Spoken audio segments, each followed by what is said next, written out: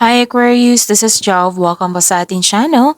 By the way, Aquarius, this is your weekly gabay tarot reading. Gamitin ang reading na ito bilang gabay lamang. Kung naka-resonate kayo, comment down. Tandaan, Aquarius, ito ay channel reading. Kunin nyo lang po kung anong naka-resonate sa iyo. So this is your weekly gabay tarot reading, Aquarius, from October 27 to November 2, 2025. This is for you, Aquarius.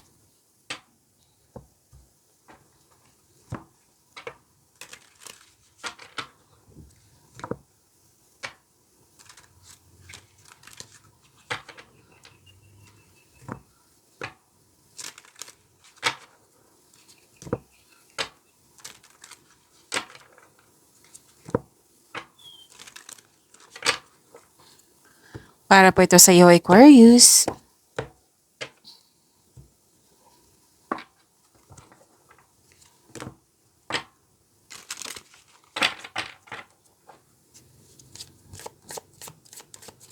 Angel number po para kay Aquarius ngayong week na ito, October 27 to November 2, 2025.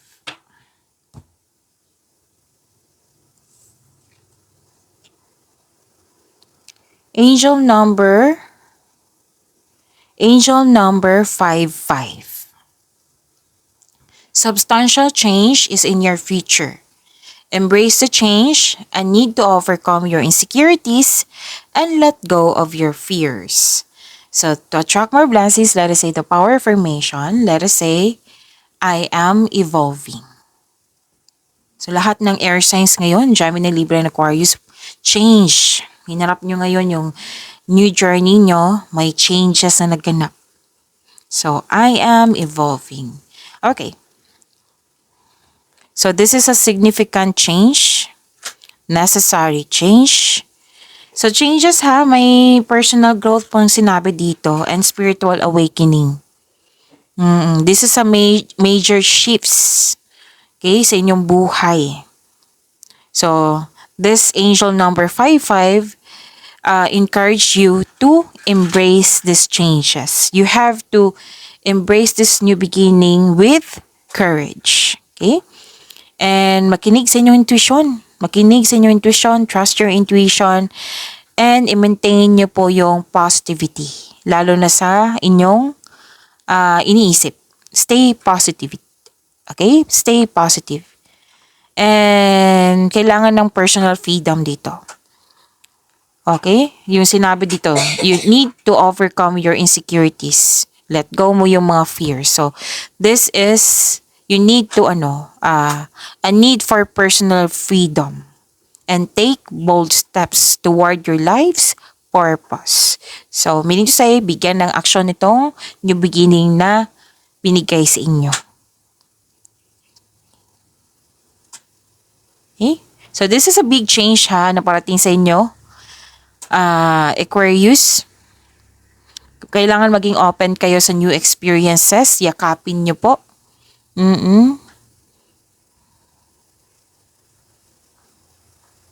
So, set yourself free. Para kasing na-stuck eh. Sa nakaraan to ha, para kang na-stuck dito. So, set yourself free. Magkakaroon po ng spiritual growth. Okay? Kailangan mo rin makinig sa inyong intuition. Magkaroon ng, i-maintain nyo po yung positivity talaga. And you have to be brave. Kailangan mong lakasan po yung loob mo. Kailangan magkaroon ng brave attitude, positive attitude as you navigate these changes. Okay? And ano pa? So this is all about change. Okay?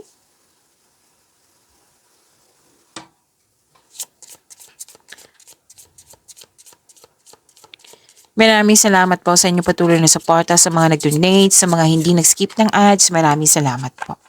Sa mga hindi pa nag-subscribe, subscribe na po kayo at click bell notification para malaman nyo na may bago tayong video.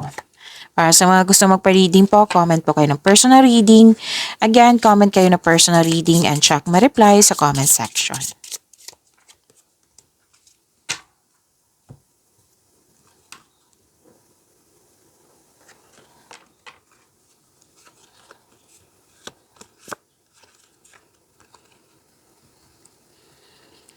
Okay, pwedeng nag-o-observe kayo sa isang bagay, sa isang sitwasyon, sa isang tao. And pwede din ibang tao to nag-o-observe sa'yo, nag-spy sa'yo kung hindi ikaw to. Pwedeng ibang tao yan. Oo. Aquarius. Tapos, nakikita ko rin dito na, okay, advice to eh. Sinabi ng card na kung pwede umiwas na lang kayo sa toxicity. Like, may nakita kasi ako ditong mahilig magmanipula. Nang dahil sa kanya, pwedeng naguguluhan ka nang dahil sa kanya mga sinasabi or mga ginagawa. So kung pwede po, you put limitation kung hindi man siya maiwasan dyan. Or kung posible, iwasan mo na talaga. Yung put space, kumbaga. Okay? And you have the power, authority, and protection. May supportive person ako nakikita dito. Pwede ikaw din to. Pwede din ibang tao. May energy ng mother figure dito. Pwede kayo ang nag-uusap nito tungkol sa big business po or sa career and finances mo. Pwedeng mother figure to ha. Pwede din naman ibang lalaki, pwede. Pero most likely may influence talaga na mother figure dito. And isa siya sa dahilan na kung bakit bumalik yung confidence mo. You're taking an action with courage na. You have the power. Nakita ko rin dito na magaling ka sa mga ginagawa mo. You have strength. And magaling ka na leader. Sabi ng yung card. And magagawa mo yung mga gusto mo eh. Masusunod yung desisyon mo, ideas, plano. Yan yung nakikita ko dito. Kahit may against, nakikita ko dito may against. Oo, ilan sa inyo nakaranas niyan. Masusunod pa rin yung gusto mo. Kasi you have authority. Ang ilan nga sa inyo dito, may-ari ng negosyo. Or di kaya maganda ang posisyon mo, status mo sa mga ginagawa mo. Pwedeng may nakita rin ako dito, most likely yung trabaho nyo is passion mo, Aquarius. Tapos, nakikita ko dito na parang nahihirapan ka, nabibigatan ka. Pero, natuwa ako sa nakita ko, Aquarius, kasi tinulungan mo yung sarili mo. Tinulungan mo yung sarili mo na let go ito. And, kumbaga, pinili mo yung magkaroon ng growth. Kaya, ano to eh, nabibigatan ka, nahihirapan ka, pwedeng sa tao, sa isang bagay or sa isang sitwasyon. Nulungan mo yung sarili mo kasi may realization eh. May realization. So, yung nakikita ko dito, nag-initiate, kumbaga, nagbigay ka ng action para mag-let go ka at nagkaroon ng transformation. So, this is ending with new beginning. May ending of contract, you put space, you put limitation, tumiwalag, umalis. Pwede din gusto mo ng me time, space muna, pahinga muna, yan. And yun po, embrace, handang-handa ka dito embrace yung new beginning, which is sinabi ng inyong angel number 55. Okay?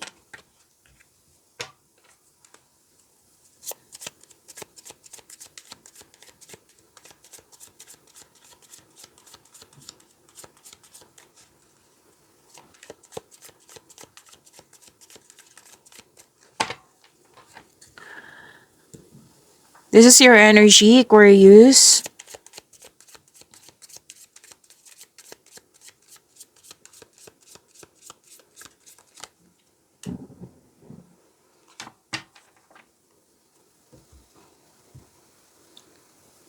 Para sa mga bago dito, kung may napansin kayo na repeating message, yan po yung pinupush ng card sa inyo. Like for example, nanood kayo sa inyong multi-gigabyte reading, second half of the month of October, at dito din. At may napansin kayo na repeating message, yan po yung pinupush ng card sa inyo na kailangan yung bigyan ng atensyon, solusyon, at aksyon kung maaari po. So na yung energy ni Aquarius.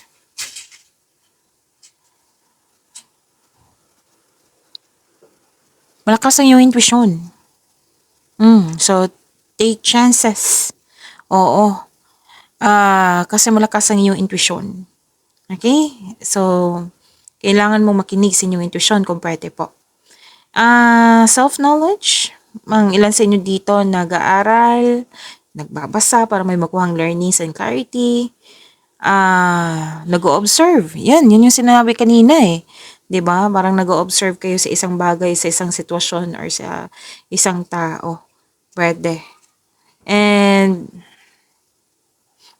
may feminine energy dito na nag-clarify po siya dito. Yung sinabi ko kanina na mother figure, opo. May feminine energy din dito. So, may maganap na changes ha, which is sinabi ng inyong angel number 55 at kanina din. A new beginning. Okay? And, ginagamit mo yung, may common sense ako nakikita dito awareness. Kasi nga, awareness, kasi malakas ang iyong intuition. Alam mo na, now I know. Oo. May realization din kasi nakatanggap kayo ng wisdom message. Okay? So, since malakas yung intuition, may malalaman kang sekreto. Oo. Makinig din sa inyong intuition kasi may panawaging spiritual na parating sa iyo. And the advice is to clear your mind and ask your heart for the answers you seek. Kasi naghahanap ka ng sagot sa inyong mga katanungan dito, solusyon sa inyong problema. Ang sinabi ng yung card dito, nasa iyo na yung sagot. You have to connect lang po sa inyong intuition. Kailangan mo lang makinig. Huwag ka nang lumayo. Nasa iyo na yung sagot. Nasa iyo na yung solusyon. Aquarius, trust your own counsel first. Mas piliin niyo po yung makinig sa inyong sarili, trust your feelings, trust your intuition, kesa mag-overthink kayo or mag-overanalyze. So nakita ko dito some of you, nag-overthink. Ilan sa inyo nagpapatalo sa overthinking or overanalyzing, yung babad sa overthinking. So mas piliin niyo po magtiwala sa inyong sarili. Okay, magtiwala sa inyong sarili, trust your own counsel first.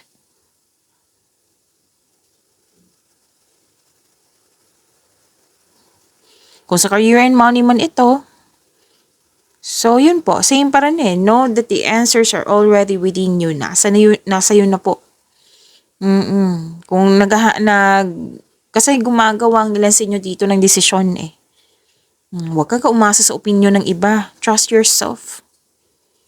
Para mawala yung fear, doubt, hesitation na yan, gumawa ka ng konkretong plano para mawala yan.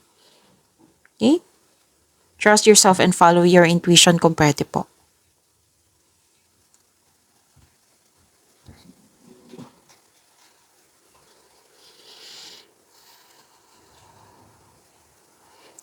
May bagong simula dito.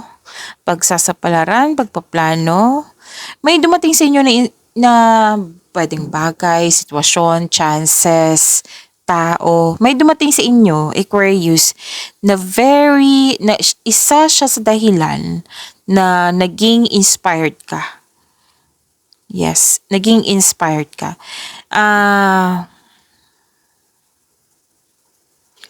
Okay.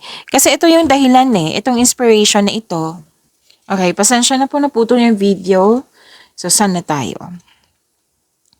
Okay. So, this card asks you to stay open sa mga signs na bigay ni universe at gumawa ng action kung awareness. Okay?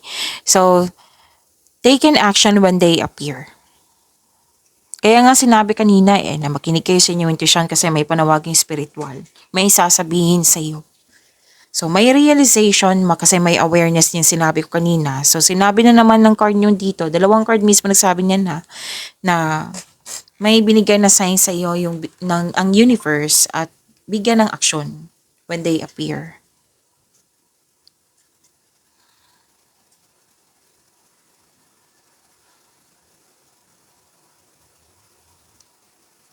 May chance ang iban sa inyo na maglakbay sa malayong lugar, pwede din abroad to. May healthy routine ang Aquarius.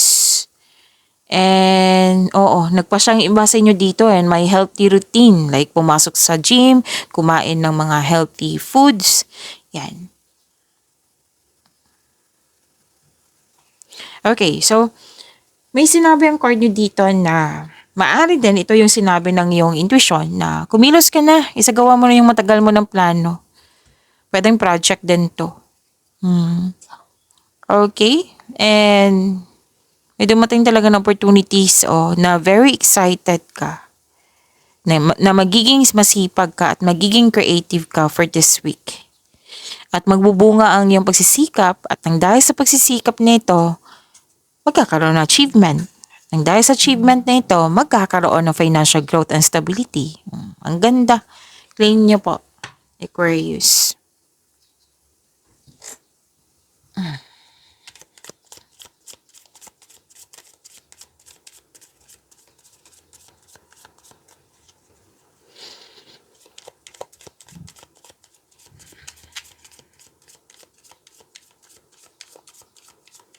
Okay, career and money Aquarius po for this week, October 27 to November 2, 2025.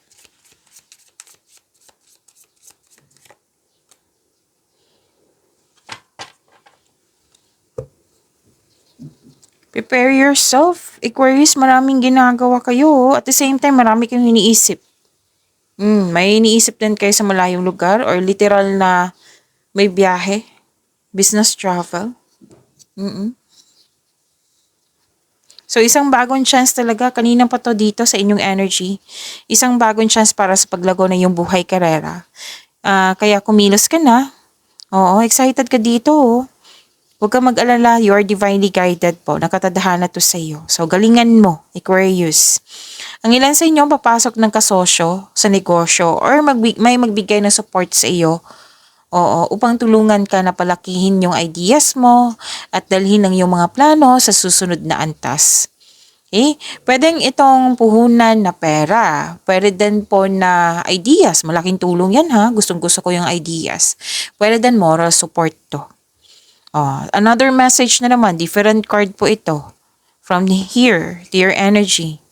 Na makinig kayo sa inyong intuition kasi it will guide you sa iyong malaking desisyon. Kasi gagawa ka ng desisyon ayusin ko lang.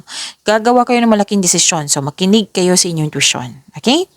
Tapos ang iyong buhay ay patuloy na yumayabong kasi nag-explore ka ng new direction at marunong ka makinig sa iyong sarili at sa iyong intuition.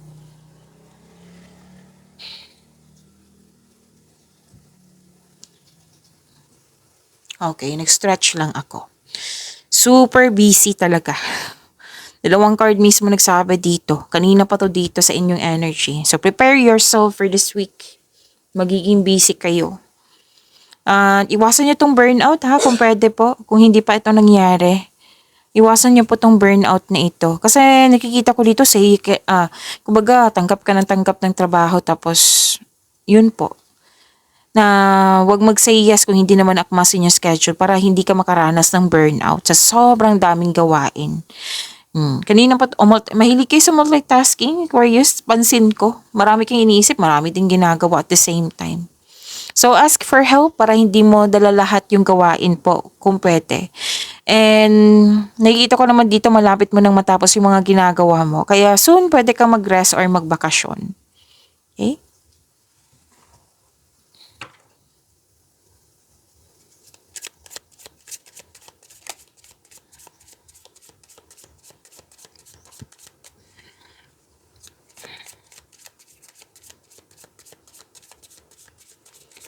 Love life, self-love, partnership, and romance ni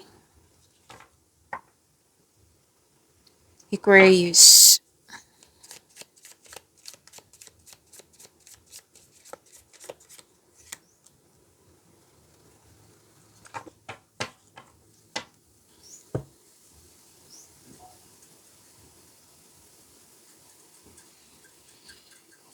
Okay.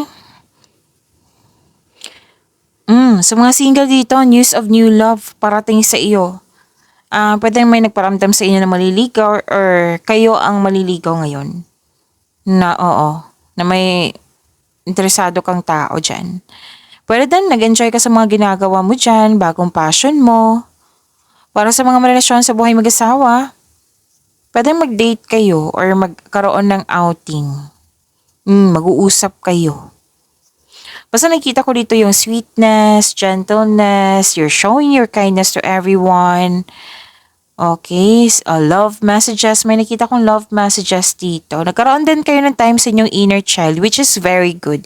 Kasi it will refresh your energy. Makaka-receive din kayo ng magandang balita. Pwede may magsusorry sa iyo, Aquarius.